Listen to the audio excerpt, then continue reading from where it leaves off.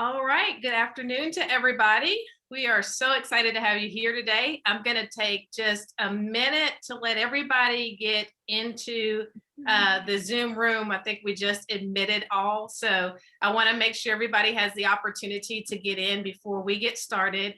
I will ask that you please make sure to mute your audio and deactivate your video for us today for this lunch and learn.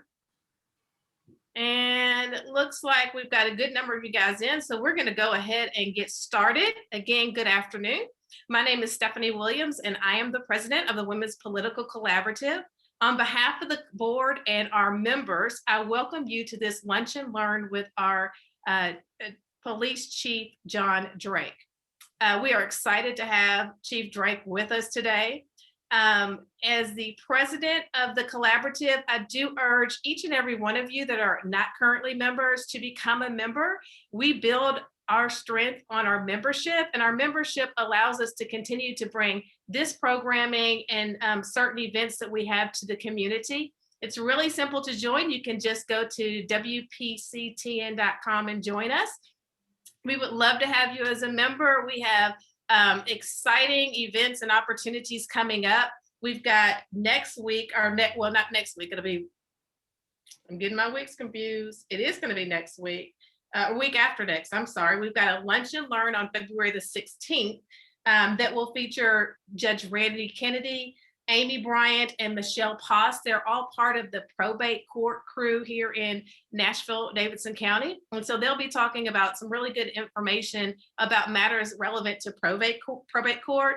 On February 22nd, we will partner with Leadership of Middle Tennessee and have a book review with Alice Randall to discuss her book, Black Bottom Saints. And if you have not been a part of one of our book club meetings, this is something you totally want to do. Grab a glass of wine, some grapes and cheese and crackers, and we have a great time each month about book club. And we always have really great, interesting books. So please consider joining us for that. And then on February the 26th, we'll have another lunch and learn with the National Museum of African American Music CEO Henry Hicks and board chair Kevin Lavender. If you've not been to the museum yet, I encourage you to go. I went this past weekend and it is phenomenal. So absolutely take the time to go and enjoy this new treasure that we've got in our community. So before we get started, I do want to acknowledge any elected officials that may be present with us today. Thank you for taking the time to join us. I apologize that I'm unable to, at this point, specifically acknowledge you individually. We want to get started in our program, but we do appreciate your time and joining us today. So without further ado, we are going to get started with Chief John Drake, our new police chief here in Davidson County. And while I'm excited, well, maybe excited is not the best word, but I am ready to get into some really good hard topics. I want to kind of start off with some things that I think some of our viewers are really kind of inquisitive about, which I was unaware of until we announced this program and kind of started getting some feedback. But apparently, Chief Drake, you might be Nashville's most eligible bachelor. I don't know. People are kind of wondering what your status is. Are you married? I just always assumed you're married, but I heard that you might not be. So are you married? Are you dating? What's going on with you? I am dating. I am not married currently. Maybe in the next 20 years, I'll, no, I'm kidding. We'll see about marriage one day, but I am single. So when you say you're dating, you're not dating any one particular person.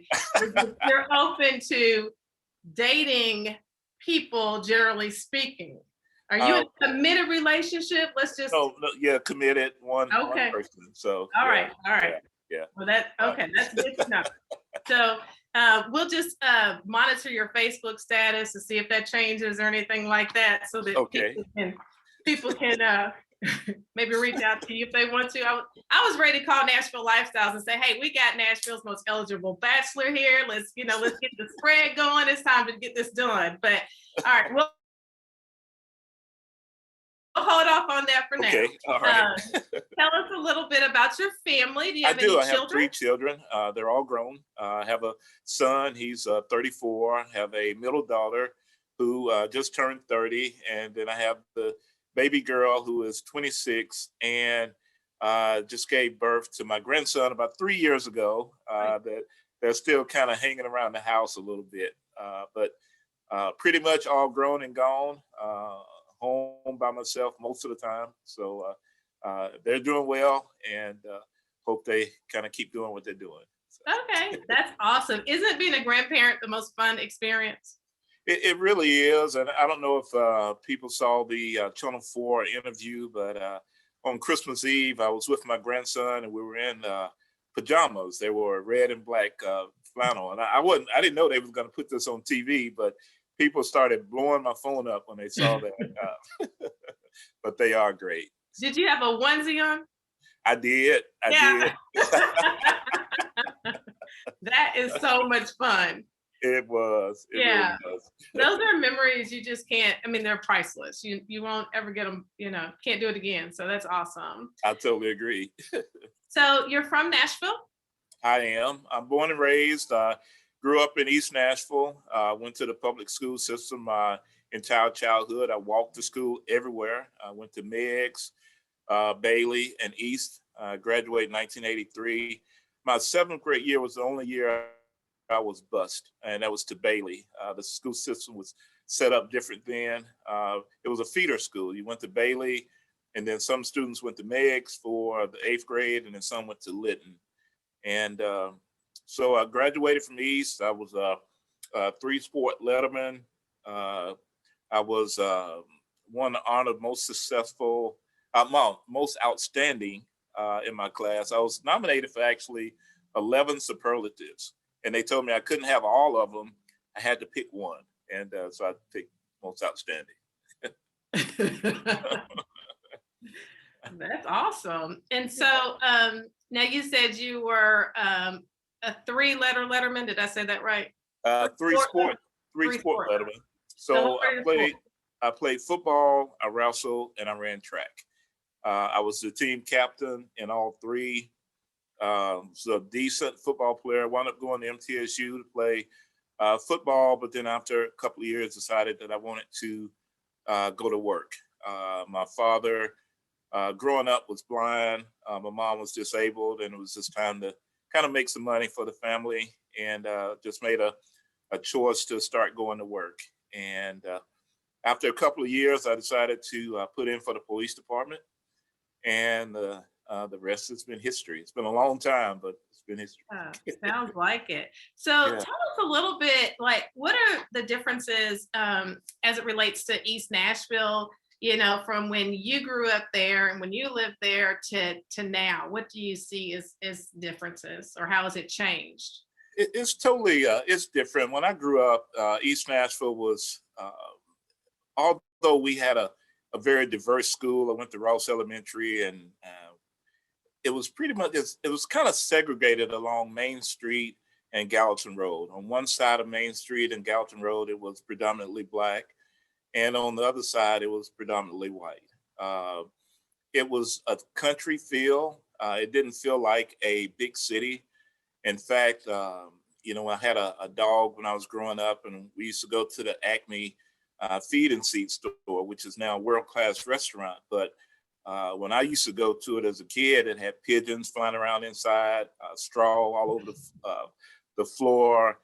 But it was, despite there being a line sort of separating, we had a very good mix of students. We got along well, didn't have any issues. It was I grew up in a nice neighborhood in East Nashville, working class. In fact, the lady that lived across the street from me was the cafeteria manager. And so I would always get free cookies and free milk all the time. And so, I love that lady to death. So it's different now. It's becoming more gentrified. My grandfather built the house I grew up in for about $5,000. That house still stands today, and it values for about $350,000. I mean, he would just roll over if he knew that. but the neighborhood is changing.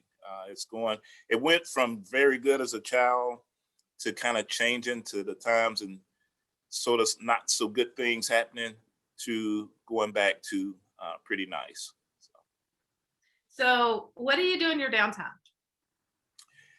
I don't get much downtime anymore. I took off to play a couple of rounds of golf.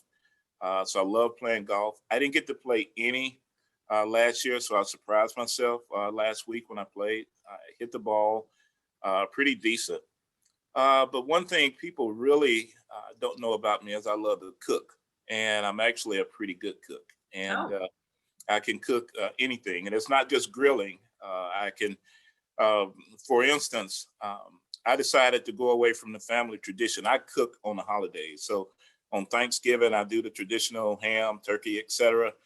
But for Christmas, I changed to theme dinners. I've done Mexican, Peruvian, Italian, Swedish, etc. And it's kind of neat getting people together and trying these different yeah. cuisines. And so for this year coming up, I think I'm going to try just New Orleans style Mhm. Christmas with gumbo and red beans and rice, and Yeah. etc.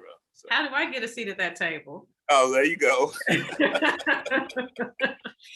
So, who was one of your biggest role models growing up? One of my biggest, well, really the only was, and I get emotional when I say it, was my dad. I never looked at sports figures as role models. I had a coach that I still stay in contact with today. That was, we're still close. But my dad, he embodied everything to me. He was a father. He loved. He laughed. He was a good man. He was blind. He was a great cook. Uh, I still say today I've had a lot of different folks cooking. Still one of the best cooks I've ever had. Uh, he would put ingredients in his hand. That's how he measured. He would cup his hand and put whatever ingredients, and it would turn out great every time. And he would fix these huge Christmas dinners. I mean, huge. He would even make homemade eggnog, and that's something I haven't made. But all of this was to memory. He'd had the ability to look at a recipe, Mm, and he just taught me what a father was like, being involved, uh, walking your kids to school, cooking dinner. Uh, it wasn't the traditional what people think the mail roll. You go to work, make the money, and that's it. No, it was your everything. Your mom and your dad. You're loving, you're nurturing. So he was my role model. yeah, that's so heartwarming to hear. That is Yeah, wonderful to hear. Um, so you said that you got in law enforcement very early on. yeah. How long have you been in law enforcement? Oh wow! So everyone to know how old I am. Yeah, that's a roundabout way of getting there. Yeah, yeah. So I have been in law enforcement for 33 years. I started in 1988, my career. And so it's been a great career. I've done everything you could do pretty much. I started patrol in the West Precinct area. Um, I went from there working narcotics. Narcotics was always my dream job. I wanted to do undercover work. I always seen it on TV, thought it was glamorous. And then we did a search warrant on a house and seized some items. I remember looking at a little kid crying, and I felt like I wasn't making an impact in the community. I felt like it was doing more harm than good. You sort of, when you do undercover work, you kind of become like people sometimes. And I was starting to get closer to people than I maybe should have been. And so I decided to go into the police athletic league. I wanted to do something where I could help kids. That kid just stayed in my mind for several years. And so I built a program from 100 kids to 1,300. Some of those kids are now, well, not kids, but they're young people playing professional sports, football, basketball. Some are teachers. I went to go speak at a school, IT Crestwell, as a matter of fact, and the assistant principal there played on the basketball team. And so it was neat. I didn't even know she was one of the assistant principals. So actually had the chance to make an impact in children's lives. So that was really one of my proudest moments. But then from there, I was the first male captain in domestic violence. I then was appointed commander of the Central Precinct, and then it just took off from there. I had no real aspirations of becoming chief of police one day. I was hoping to put in 30 years and go into the private sector. And I guess God had other plans for me. So, So when did you realize or even conceive the notion that being the police chief could be in your future or that you even desired for that to happen? well, as I was commander at Central Precinct, people would say, hey, you have the gift of talking to people, but then you have the respect of the men and women. But I never really paid attention to it at the time. And then I got promoted to deputy chief, and I was over the Support Services Bureau, and then later all the precincts. And I started begin to realize that it was a possibility. I was actually beginning to think about retirement. I had someone that had approached me from the private sector with a very significant offer. In fact, as I told some people close to me what the offer was, they still ask me today, why did I turn it down? I mean, it was significant. Um, but I began to see that I could make an impact as chief when I was deputy chief. Um, and then as things began to unfold, some of the civil unrest and all that, I wanted to see if I could step in there and make a difference. And so it wasn't really until maybe August of 2020 that I really began thinking about being the chief of police. So you say that you really wanted to make an impact and make a difference. Talk a little bit about, what that looks like for you. What kind of impact are you seeking to make in this role? So policing has always, it started with a history of oppression, right? It started with slave patrols back in its founding days. They enforced the Jim Crow laws. Later, we had a chief that came here in 2004, and his motto of policing was proactive. It was to get out, make traffic stops, Terry stops, saturating areas, and really it led to the thought of over policing neighborhoods. And I felt like we weren't making an impact. We were just saturating areas, not getting to know people, and people were actually starting to dislike us even more. And so, what I wanted to do is community engagement. I feel people fear what they don't know. People in the community fear police officers when they show up. Hey, are they gonna take my mom and dad away? Are they gonna shoot me? Are they gonna beat me up? And police officers fear what they don't know either when they go in a community and they're getting yelled at and called names, and you don't know what's going to happen to you. So why not get the two together? Why not put people in vulnerable neighborhoods, get out and walk and talk and meet people? And instead of telling people what's wrong in their communities, let them tell us what they think is wrong, and then how we can work together. But then also, how can we connect to young kids there? How do we do that? And so we do tutoring. Uh, we've had COVID, we've had kids learning at home. We pulled some in the precincts and just sat down with them and went over their homework, helped them with schoolwork. We've fed them. We've taken them Chick-fil-A. Just done things to make people realize that we are invested in them and that we're not just out there trying to take a report, make an arrest, and go home. Yeah, so it's interesting. You talk about people fear what they don't know. Mhm. And I agree with that wholeheartedly. I don't know if you're familiar with the movie. It's a fairly new release. The name of it is American Skin. I have not seen it yet.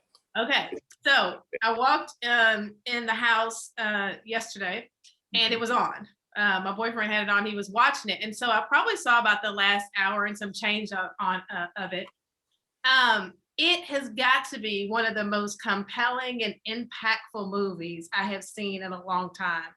Mhm. And I say that because it gives, for people that are unfamiliar with the movie, it's a story surrounding an African American male who was driving in the wrong neighborhood late at night. He was stopped by a Caucasian police officer. His young son was in the car, a teenage son, and things went awry, and the son was killed, shot and killed by the police officer. And so, but long story short, what that movie did was gave so much perspective, as it relates to different people's perspective, in the community, in that encounter, from the officer that was involved, from the man who lost his son, from some incarcerated individuals, from Hispanics, people, Latinos, from women, just about issues. And what's so interesting is everyone's perception and perspective had a very, for me anyhow, compelling points to it. Mhm. Even though they didn't see everything the same way and definitely were at odds, when you listened to how they view the world, how they view people, how they view circumstances and all these things, it was very real to them, and these were not bad people. Right? Right. And so, I guess my question is, because I think that this is an interesting topic, how do you, as being someone in your position, manage what people's perceptions are with the reality that to exist in what's happening on the streets and with your officers for the community? Yeah. So what we do is that's the main theme of community engagement is getting out and getting to know people and putting your story out there, but then also being transparent. We're putting things on our website to let people know what we're doing. We have community meetings where we talk to people. When I mention a website, we're going to change over from what we currently have to a dashboard to where the community can go in and can click on whatever they want to know about the police department, and it'll be right there for them. So they don't have to wait for us to tell the story, which is what we're doing now through, we're trying to meet people where they are, not just community engagement, but also social media, putting things out there so people can be informed of, I hear the perceptions, but all I can do is speak the truth, and that's the reality. And so I think that's what people feel good about is that I'm a truthful person, and I want to just make sure they know what we're doing. And that's how I think we're going to have the reality part of it. People keep hearing this over and over.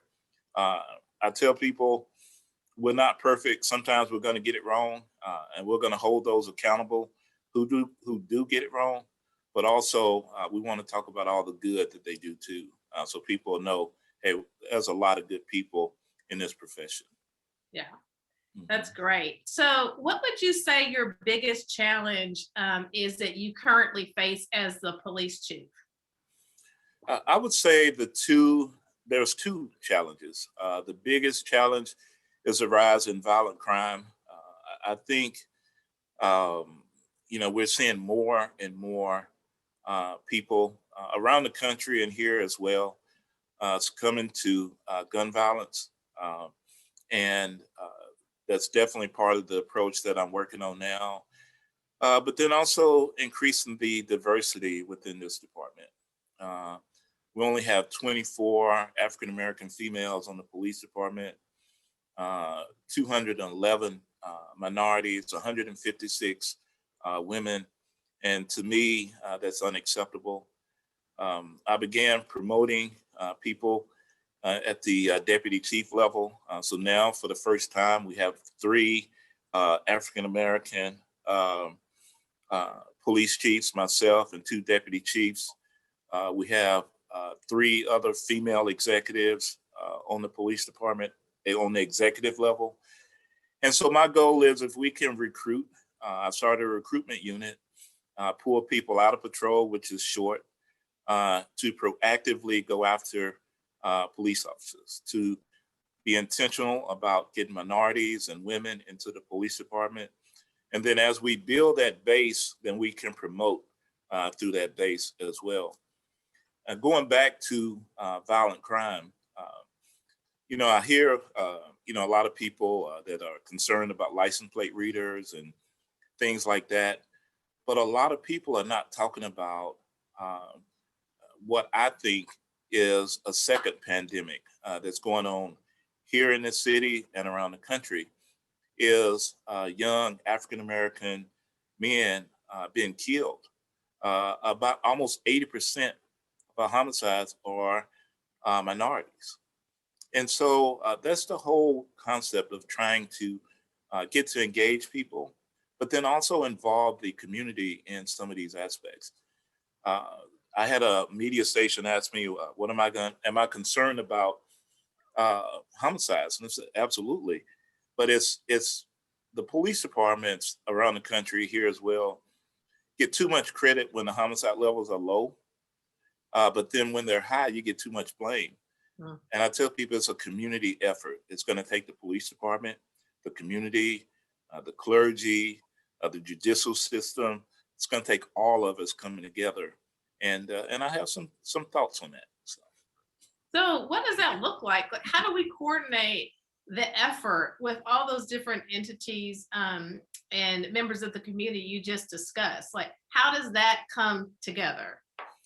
So I had a press conference, and it was the Office of Alternative Policing Strategies. And so I promoted a commander to inspector. And so what I want him to do is coordinate with all of these resources. Look at best models, look at Oakland.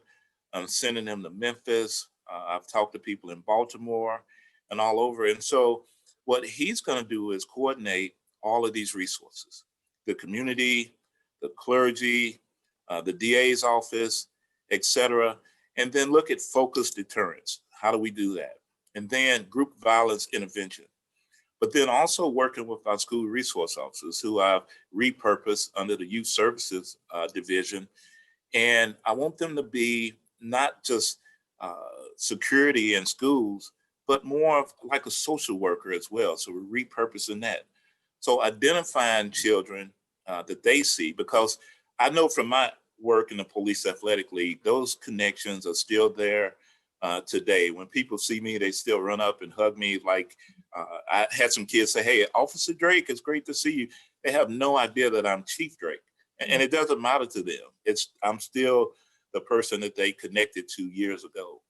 And so if our school resource officers can help identify kids that are going down this path, work with the school system a little bit more, and we can connect them before they enter this pipeline to prison through our alternative strategies, then I think we're going to make an impact.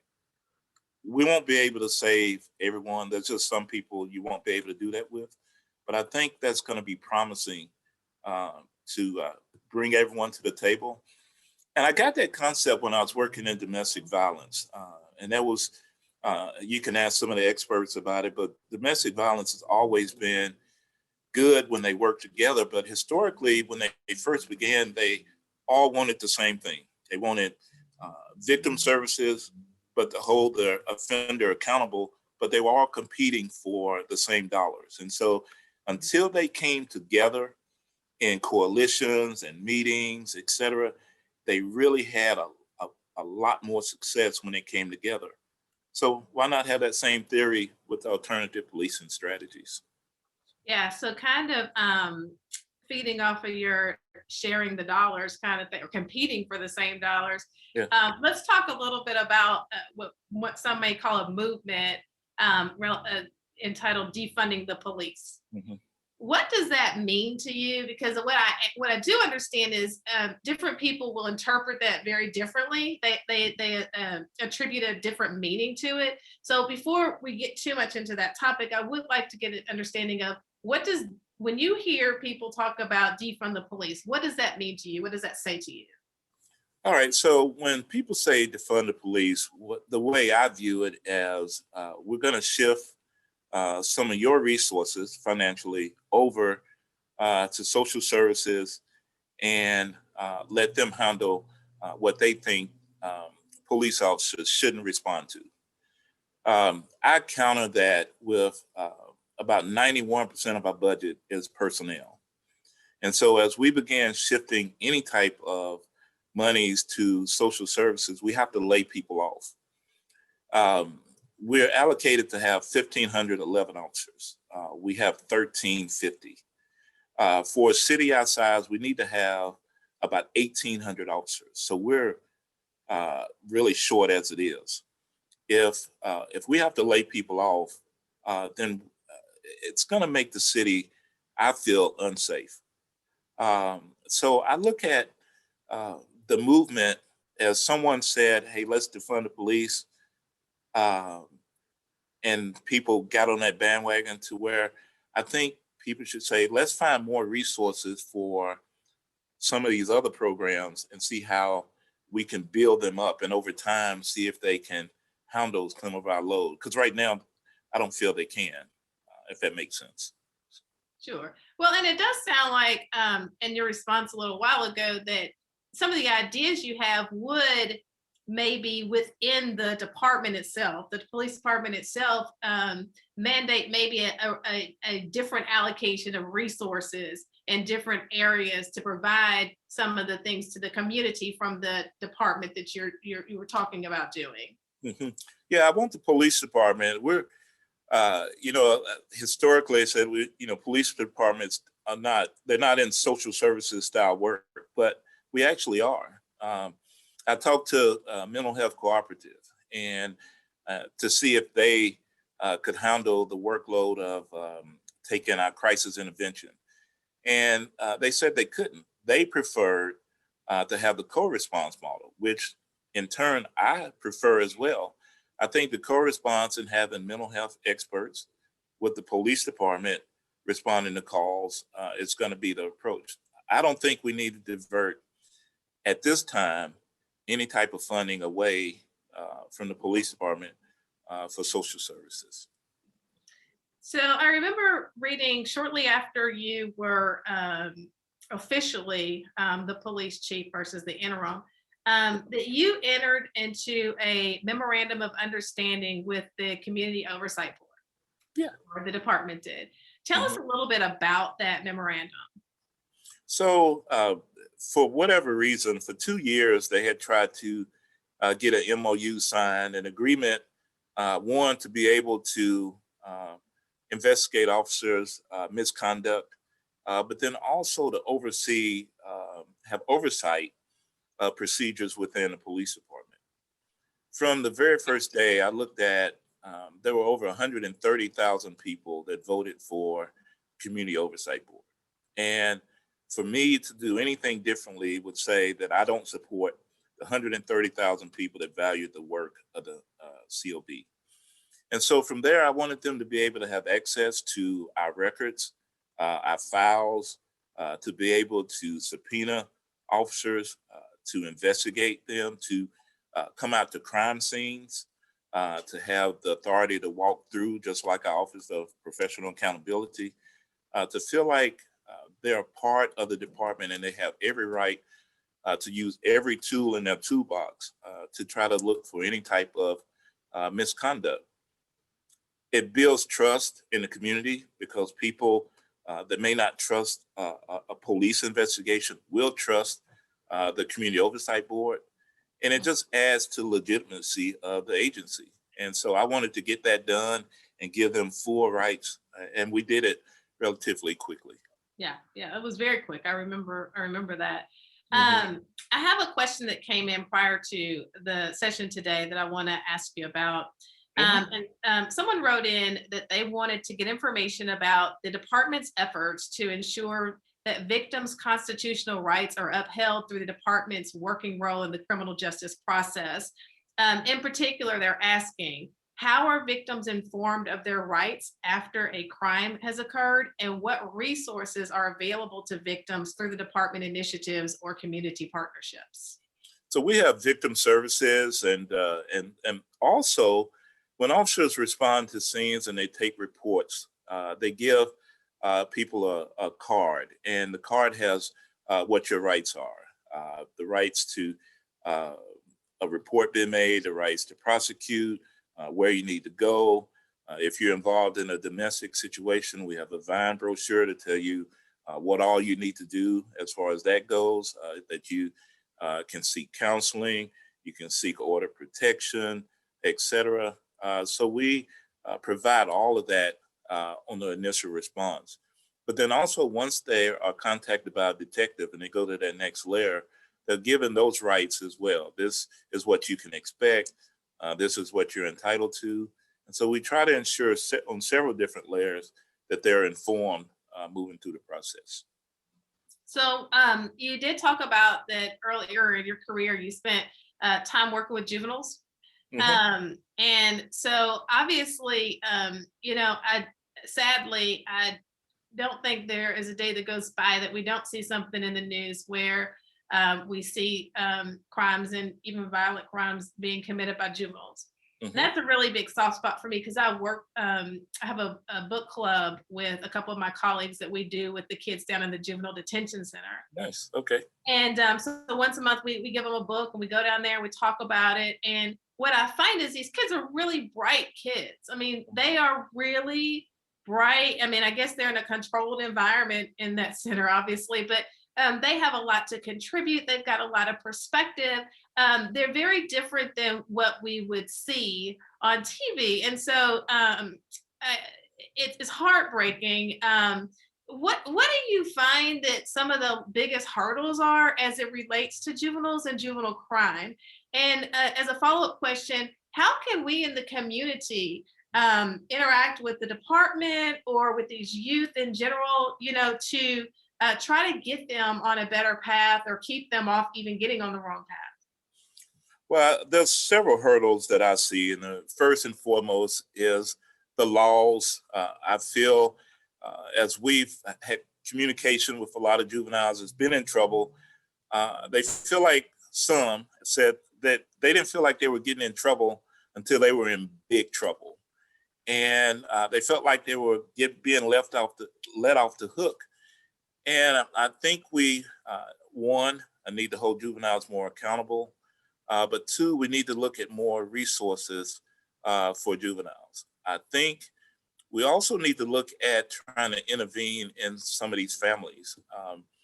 When you begin to see 12 and 13 and 14-year-olds riding around in stolen cars with guns at 3 a.m. and nobody's asking where they are, I think to me that's a cry for help for some families that just kind of let go and let their kids do whatever. How we can work with our alternative policing strategies and interact with them as well. I feel the community can get involved, and that's another layer that's on down the road for me. But we're looking to put advisory panels in. Uh, we want to work with those that work closely with juveniles, and then how we can work together and identify some of the gaps that kids are experiencing, and then see how we can interact with that as well. We're not going to be able to arrest our way out of it. We've been doing that for years, and it is not working. So I think one of the measures is mixing in with families and then collaborating more with those that work with juveniles and not be um, and just have a better approach. So. How do we control the access or their access to guns that are so often used in the crimes they're committing? You know, I had a discussion with a senator not long ago, and they want to introduce a bill. And it's something that I want to see as well. But it's irresponsible gun owners. We have, every year, we have nearly 3,000 vehicles stolen. We have nearly the same amount of guns stolen out of vehicles, unlike vehicles. And so if you take that, 2,500 to 3,000 a year, put it on 10 years and look at how many weapons that hit the street. And all of those weapons are, they're going for illegal uses. And so not only do kids have access to guns now, but they have access to a vehicle. And Mhm. so now they can move around, they can drive, and they commit robberies, drug deals, aggravated assaults, homicides, etc. And I think one of the keys, and we've been putting out lock smart, don't leave your weapons in your vehicles, etc. but I think it's going to take some legislation for people to really take a serious hit. You leave your gun in your car and it's stolen, uh, in my opinion, it's just my opinion, I think the fine should be so severe that you won't do it again ever. But until we start taking those kind of measures, uh, the legislator came out with something a couple of years ago, and it holds the offenders more accountable for stealing guns and using them, et cetera. But it still lets the gun owner off the hook. I just think we have to go back to that and hold gun owners responsible, irresponsible gun owners responsible. Tell us about Christmas 2020 when you got a call. Um, when you got that call, what you felt, what you experienced as the day unfolded and things began to really come to light. So for that day, I was actually uh, thinking about, hey, I'm losing 23 vacation days this year. It's just was one of the toughest years ever. We had a tornado that ripped through the city in March. Shortly thereafter, the pandemic hit. Then we had civil unrest.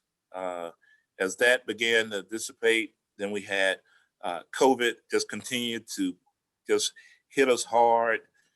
And so I was thinking, well, Christmas is coming up. I'm losing these days, but I get 3 days to just relax. And so I was up Christmas Eve with my grandson running around in onesies, building gingerbread houses, being the biggest kid. I was a bigger kid than he was, actually. And so I went to bed that night, and he was sitting at the tree looking at it, waiting for Christmas. And I was excited about that. And so that morning I got a call and someone said, hey, there was an explosion downtown. There was an RV that exploded. And the first thing I thought was maybe there was a guy or a family, and it was an unfortunate incident where a heater exploded, and that's tragic.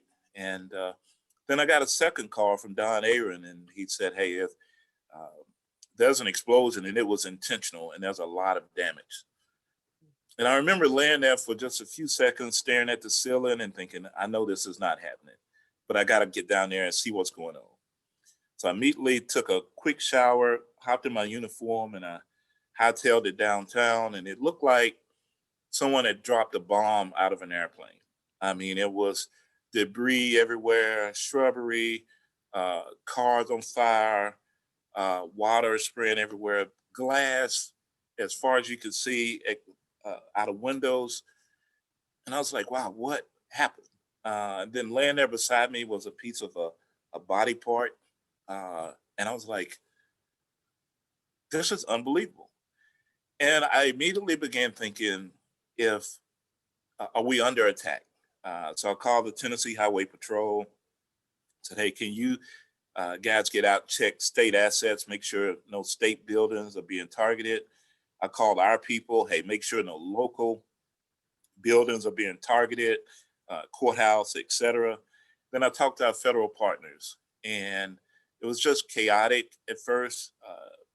But after the stories came out, I've seen where our men and women had responded to a shots fired call, and uh, I guess expecting to encounter someone with a weapon. They get to this RV and it's giving out these messages. This RV, stay away. This would detonate in X amount of minutes. Then some crazy music would play, and then it would count down again. And so they immediately began evacuating people. And had they not done that, had they just set a perimeter up and tried to call people out, then we'd have a even bigger tragedy. And although it's unfortunate those buildings were damaged, historic buildings, we'd be talking about the unfortunate loss of life. So I look at their heroic efforts, but it was I couldn't believe my eyes and what I was seeing. Yeah. One of our viewers typed a question in the chat relevant to that event. And the question is, what harm would have resulted if a search warrant was requested when the Christmas Day bombers, former friend and lawyer, reported concerns about the alleged bomb building construction that was taking place, I guess, in an RV at Mhm. that person's home back in August of 2019. Okay, so I'll get into that a little bit. But what happened on that particular time? There was a suicidal lady that was dating uh, the uh, the bomber, right? And so she was contemplating suicide. Officers responded. She was sitting on the porch with two handguns. They belonged to the suspect. They confiscated those, and then she wound up needing care. She went into a facility for 3 weeks. She had alleged that he was making bombs, but that was our only witness. Officers took it seriously. They went, they knocked on the door, they took a report, they followed up with neighbors. They went back several days. They turned it over to our specialized investigations to look at it, contacted the FBI. And so we had all of that, but we didn't have enough probable cause to get a search warrant. I think the critics, in my opinion, who say that uh, we should have just kicked his door in, we can't constitutionally do that. And so if we do, if we do kick his door in and all he has is alcohol and baking soda in big vats, we don't have anything else. And we violated his rights. So we contacted, the officers contacted the attorney and said, hey, can we get in there and see? The attorney said, nope, I'm not going to be able to allow you to do that.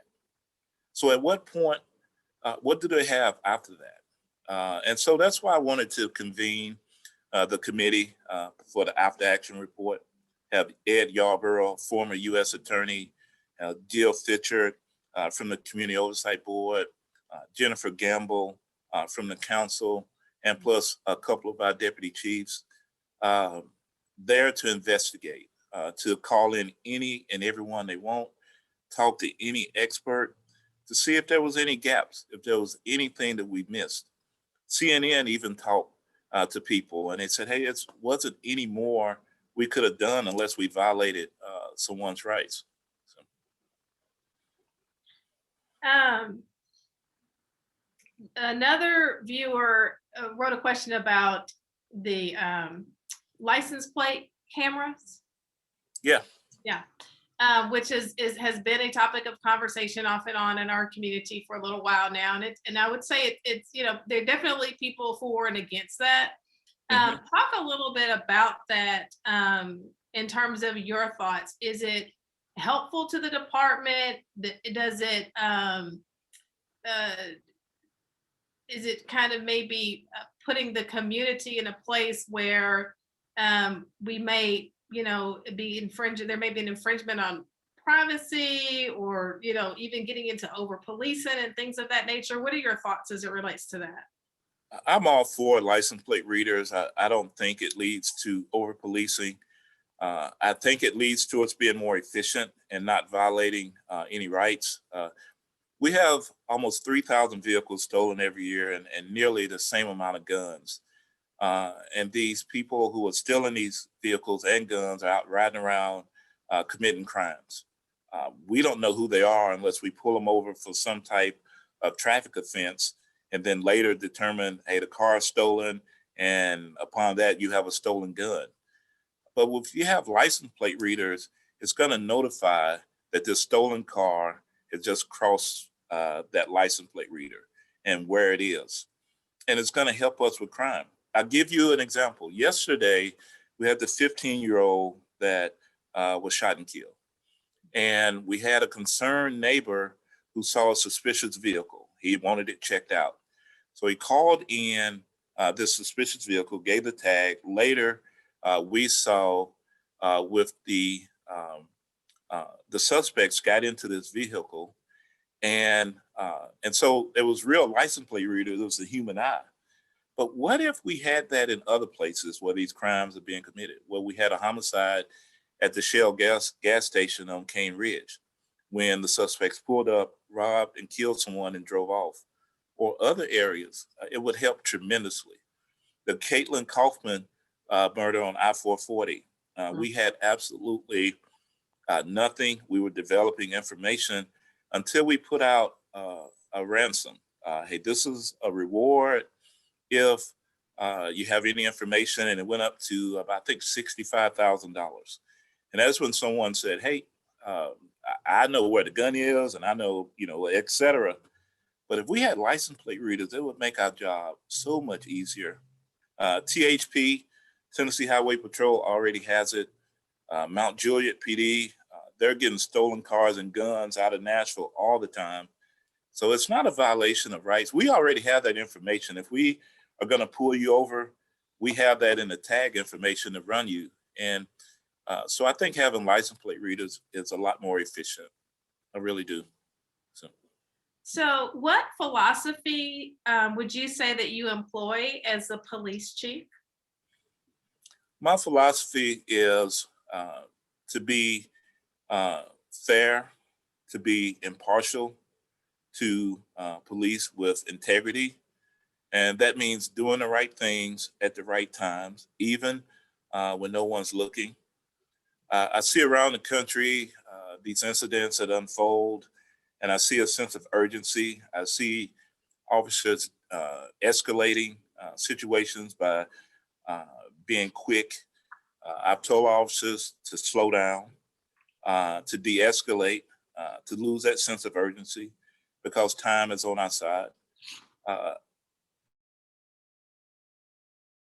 Being able to connect with the community, I think, is totally important.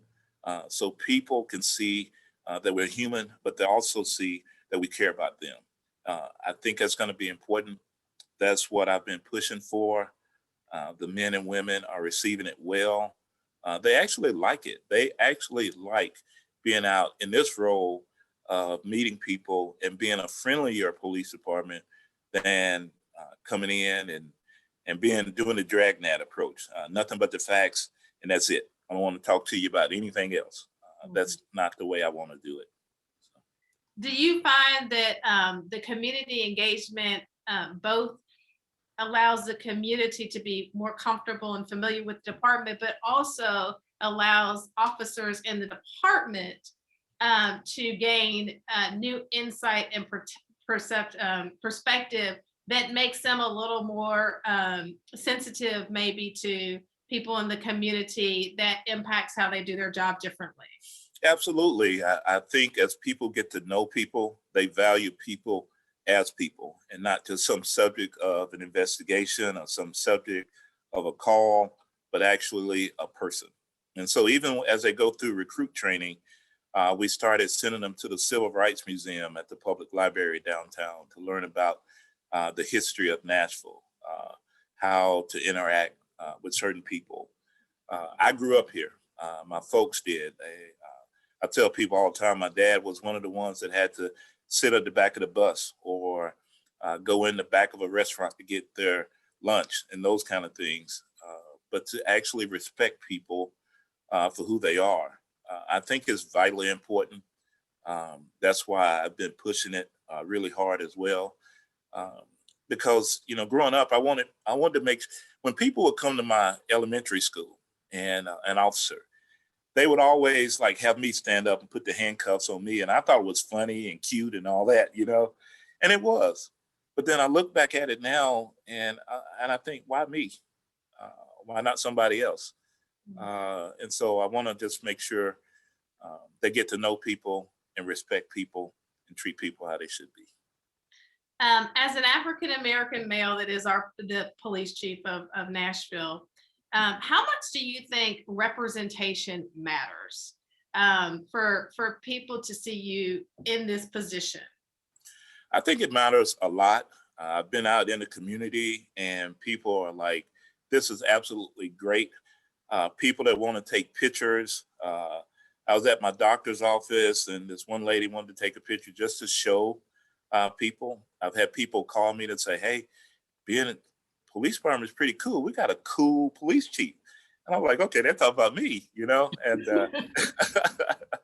I like that. And I went to West Nashville And this guy wanted to take a picture with me. And he literally was tearing up.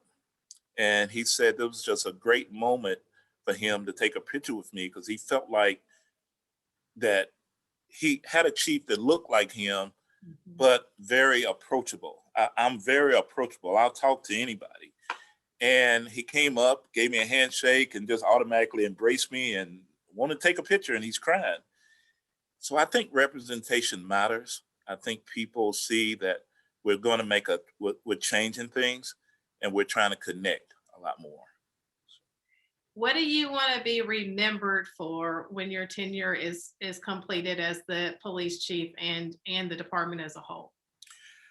What I want to be known for is that we made our police department one of the best in the country, but it was done while connecting with the community and building relationships, and that we put the best practices in place where people look at us as the model police agency, and that at some point our police department resembles the community we serve, and that as people look at us, they'll see that, but then I'll be proud to be able to say I was a part of getting that done.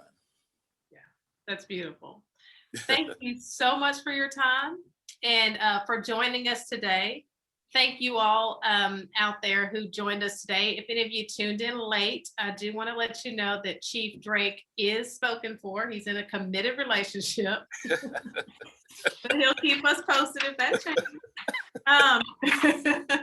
But thank you all for joining us today. I do want to remind you that the Women's Political Collaborative has ongoing events throughout the year. And we've got a next Lunch and Learn coming up on February the 16th, where we will be speaking with Judge Randy D. Kennedy, Amy Bryant, and Michelle Poss as it relates to the probate courts in Davidson County.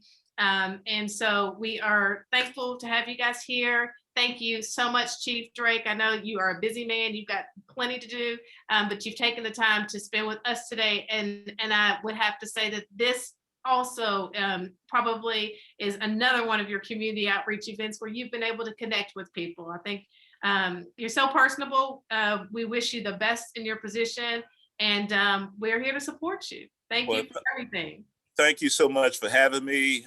Great group. I would love to come back anytime you want me to.